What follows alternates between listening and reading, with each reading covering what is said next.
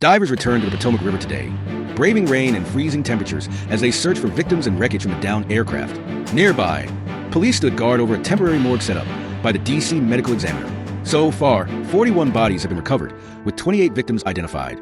Among the deceased were members of the U.S. figure skating community. Figure skating legend Scott Hamilton expressed his grief on the Today Show, saying, "The loss is beyond description. My heart is shattered." Near Reagan National Airport, 67 crosses have been placed in memory of the victims.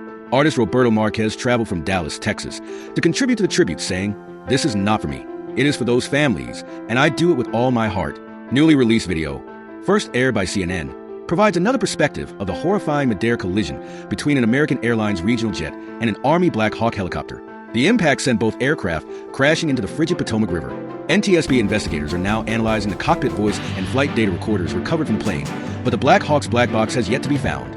Rescue divers face hazardous conditions, including jagged wreckage, jet fuel contamination, and the risk of puncturing their protective suits. Sources tell NBC News that investigators are examining whether the Black Hawk was flying above its designated altitude. A preliminary FAA report revealed that the air traffic control tower was understaffed at the time of the crash. Normally, one controller handles planes while another focuses on helicopters, but on the night of the collision, a single controller was responsible for both, a practice allowed by FAA guidelines but now under scrutiny. The Potomac Riverkeeper Network has been assisting in the search, with investigator D. Nahooks discovering wreckage, including what appeared to be a plane window and a seat.